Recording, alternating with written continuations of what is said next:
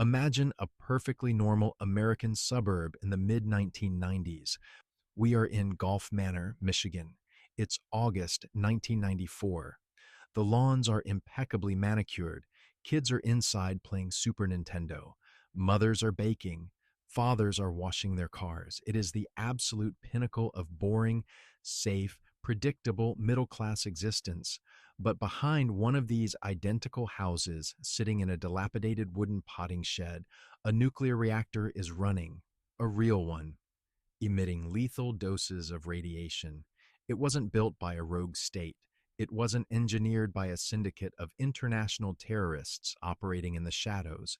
It was built by a 17-year-old high school student named David Hahn. And he built it using garbage, duct tape, and parts scavenged from old clocks. We have been conditioned to fear the mastermind villain, the foreign threat, the sophisticated cyber hack that brings down the grid, but the truth is far more insulting. The real threat doesn't wear a ski mask. The real threat wears a Boy Scout uniform. Today, we are going to talk about how to harvest weapon-grade nuclear material from basic household appliances. We will explore why the United States government will literally mail a teenager the blueprint to a dirty bomb, how a well-meaning hobby mutated into a federal ecological disaster, and why ignoring your kids might just lead to a Superfund site in your own backyard. We're going to look at the terrifying history of our obsession with glowing objects, the absolute stupidity of bureaucracy, and the unforgiving, brutal nature of physics. You probably think radioactive isotopes are locked away in subterranean bunkers, guarded by men with automatic rifles and biometric scanners. That's the Hollywood version of reality. Therefore, you feel safe. But you are wrong. Those exact same radioactive materials are hanging on your ceiling right now. They are sitting in your grandfather's rusty toolbox. They are at your local hardware store. David Hahn didn't hack the Pentagon. He didn't buy enriched uranium on the black market from a Russian oligarch. He just rode his bike to the local Kmart and started buying smoke detectors. David was not a super genius. He had a perfectly average IQ. He actually got terrible grades in school. He didn't have a multi-million-dollar sterile laboratory. Therefore, you have to ask yourself a terrifying question. How did a solid C student completely outplay the entire nuclear regulatory system of the United States? How did a teenager turn his neighborhood into a radioactive hot zone without anyone noticing? The answer is going to infuriate you. He didn't hack the system handed him the keys. The government literally mailed him the instruction manual. In the 1990s, we still clung to this romanticized illusion that science was just a fun, harmless magic trick. The state actively encouraged children to play with the atom. In fact, within the official Boy Scouts of America handbook, there was an actual atomic energy merit badge. It was introduced in 1971, right at the height of America's atomic optimism. To earn this badge, a scout was required to learn about nuclear fission and build a model of a reactor. A model, a nice, safe, cardboard and painted styrofoam diorama. But David Hahn looked at that requirement and decided that building a fake model was an insult to his intelligence. It was for the weak. He didn't want a toy. Therefore, he made a decision that would ultimately end his life. He decided to build a real, functioning breeder reactor. The government told him to study radiation, but the government conveniently forgot to explain the horrifying reality of acute radiation sickness. Human beings are catastrophically stupid when it comes to invisible threats. If a tiger is in the room, we run. But if the air is quietly destroying our DNA, we breathe it in and smile. Let me give you a quick history lesson on radioactive idiocy. Back in the 1920s, corporations like US Radium employed young women to paint the dials of watches with radioactive paint so they would glow in the dark. These women, known as the Radium Girls, were told the paint was perfectly safe. Therefore, they licked their brushes to a fine point. They painted their teeth with radium to give themselves a glowing, brilliant smile. They even drank radioactive water as a health tonic to boost vitality. The result? Their jawbones literally rotted and fell out of their faces. They died agonizing, horrific deaths as the radium replaced the calcium in their bones. hollowing them out from the inside. We look back at the 1920s and laugh at their primitive ignorance. But David Hahn was living under the exact same delusion in the 1990s. He firmly believed that small doses of radiation extracted from commercial, everyday items were harmless. He thought he was playing with toys. He was wrong. Dead wrong. To build a reactor, you need a highly specific, heavily regulated technology. You need to know how to isolate and enrich radioactive isotopes. So, where does a high school kid get classified methodology? He just asks for it. David started writing letters to the Nuclear Regulatory Commission, the NRC. This is the federal agency responsible for protecting public health and safety related to nuclear energy. David picked up the phone, lowered his voice, and pretended to be a physics teacher from a high school that didn't even exist. He asked the federal officials how to extract and isolate certain radioactive isotopes. You would expect the NRC to flag this immediately. You would expect the FBI to show up at his door. But they didn't. The bureaucratic machine simply whirred into action and happily mailed underscore, quote, underscore, zero, underscore everything he asked for. They sent him detailed schematics. They sent him lists of commercial products that contained radioactive materials. They even gave him tips on how to chemically separate the isotopes. This proves a fundamental, terrifying truth about our world. Bureaucracy is mindless, but human curiosity is absolutely ruthless. Now, we descend into the abyss, the actual physics of what David built in his mother's shed. David wanted to build a breeder reactor. Let me explain what that is, because it sounds like science fiction. Imagine you have an oven. You put a pizza in this oven to bake, but as the pizza bakes, the oven magically creates 2 brand new balls of dough.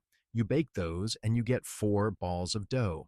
A breeder reactor is a machine that creates more nuclear fuel than it consumes. It uses a core of radioactive material that shoots out neutrons. You surround this core with a blanket of stable elements.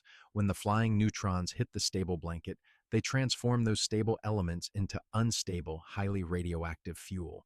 It is the holy grail of nuclear energy. But to build this oven, David needed ingredients.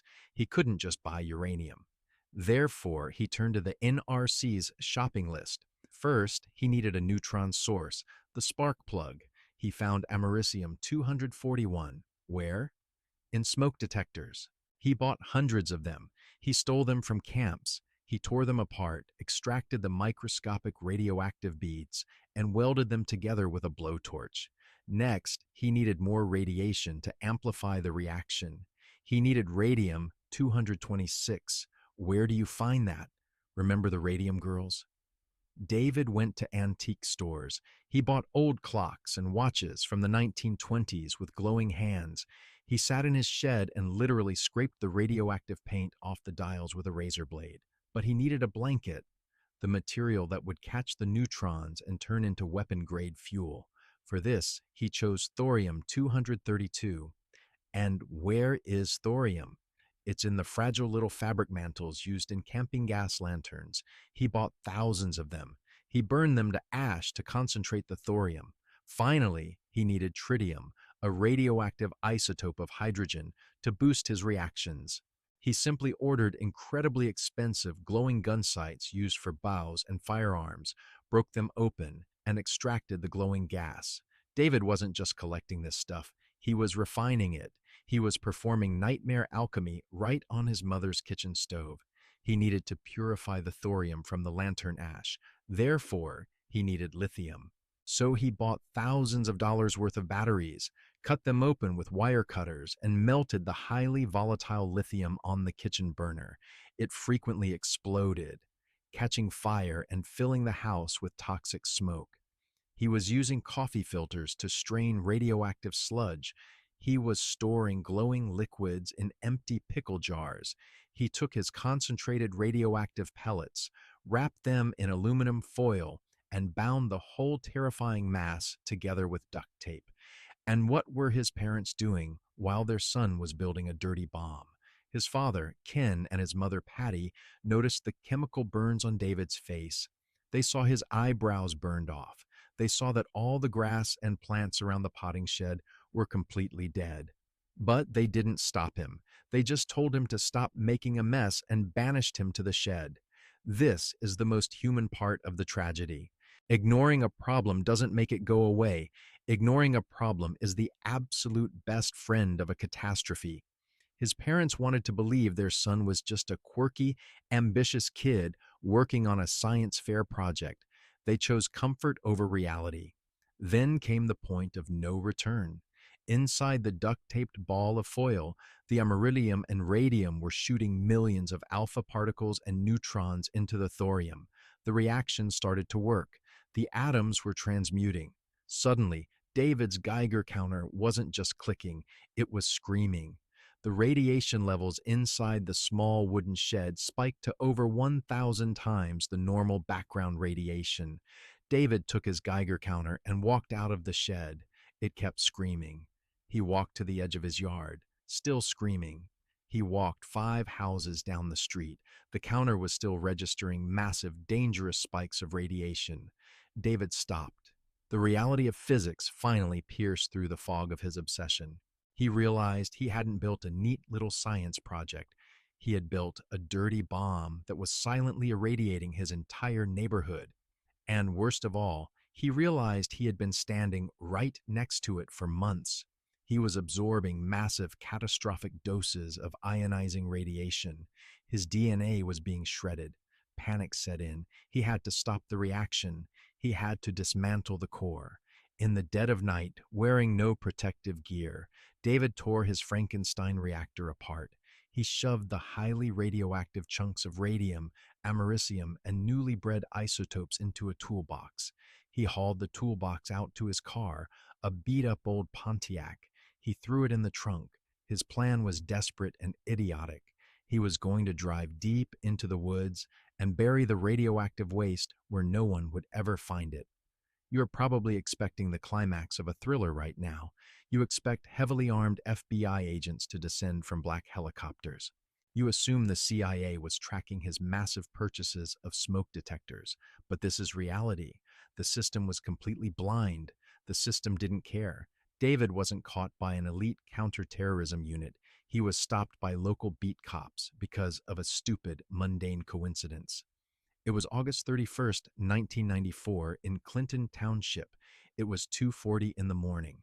Someone looked out their window, saw a teenager loading heavy boxes into the trunk of a Pontiac, and called 911. The caller didn't report a nuclear physicist. They reported a kid stealing tires. The police pulled David over. They asked to search his car. They opened the trunk and found a toolbox padlocked shut, surrounded by strange foil-wrapped cubes, chemical jars, and a Geiger counter. When the cops moved to open the toolbox, David panicked. He screamed, quote, 2. The police officers froze. They looked at the wires, the chemicals, and the frantic teenager. They didn't think they had caught a Boy Scout. They thought they had caught a domestic terrorist with an atomic bomb. The immediate aftermath was pure chaos. The police towed the Pontiac to the station, unknowingly dragging a highly radioactive box of death right into the center of town. When the actual experts finally arrived and measured the trunk, the readings were off the charts. The government panicked. By April 1995, the EPA, the Environmental Protection Agency, activated the Superfund program. This is the protocol reserved for the most toxic, uninhabitable wastelands in America. They declared Patty's backyard shed a federal ecological disaster zone. Imagine being a neighbor on that quiet, perfectly manicured street. Suddenly, unmarked vans roll up. Men in full-body pressurized hazmat suits step out. They don't just clean the shed. They dismantle the entire structure molecule by molecule. They cut down the surrounding trees. They dig up the grass and excavate the topsoil. They seal the entire shed and the dirt into steel drums stamped with the radioactive trefoil, and they ship it out to the Great Salt Lake Desert in Utah to be buried alongside weapons-grade nuclear waste. But here is the ultimate chilling twist to the story. The federal government offered David Hahn a complete medical examination to determine just how much radiation he had absorbed. They needed to test his bone marrow, his blood, his thyroid. David completely refused. He vehemently rejected any medical help. Why? Because David wasn't scared of the radiation. He was scared of being told he was wrong. The obsession hadn't died in that shed, it had merely gone into hiding. He refused to let the doctors prove that his grand experiment was actually killing him. But physics always collects its debts. David grew up. Trying to find direction, he joined the Navy, and in a twist of cruel irony, he was assigned to the USS Enterprise, a nuclear powered aircraft carrier. He spent his days swabbing the decks, sleeping mere yards away from a commercial grade, multi billion dollar version of the very machine he tried to build in his backyard. But his mind was forever irradiated, not just by the radium, but by the relentless, gnawing hunger of his obsession. He couldn't let it go. In 2007, the FBI finally did arrest David Hahn. They caught him in the hallway of an apartment building. He was systematically stealing commercial smoke detectors from the ceilings, trying to harvest the americium. He was trying to start all over again. When they took his mugshot, the image shocked the world. He was only in his early 30s, but he looked like a ghoul. His face was covered in horrific sores and lesions. Whether it was the delayed effects of massive radiation exposure, severe drug addiction, or a horrifying combination of both, the Boy Scout was gone. Madness had won. David Hahn died on September 27, 2016. He was only 39 years old. The official cause of death was acute intoxication from a fatal mix of fentanyl and alcohol. His body simply gave out. The story of the radioactive Boy Scout is not just a bizarre urban legend about a crazy freak. It is a profound, terrifying reflection of how our universe operates. Physics does not care about your intentions. It doesn't care if you are a terrorist trying to burn down a city or a curious kid trying to earn a merit badge to make your father proud. The atom does not negotiate. The laws of thermodynamics do not offer discounts for youthful ignorance. We take comfort in the illusion that high-level science is locked away in sterile laboratories, controlled by people in white coats who know exactly what they are doing. We believe that there are safeguards. We believe there are adults in the room. But knowledge without extreme, rigorous control is just a mechanism for self-destruction. The terrifying truth is that the barrier to entry for playing God is staggeringly low. Sometimes the only thing separating a brilliant pioneer of human progress from a rotting, radioactive corpse is just a roll of aluminum foil and a spool of duct tape in a dilapidated wooden shed.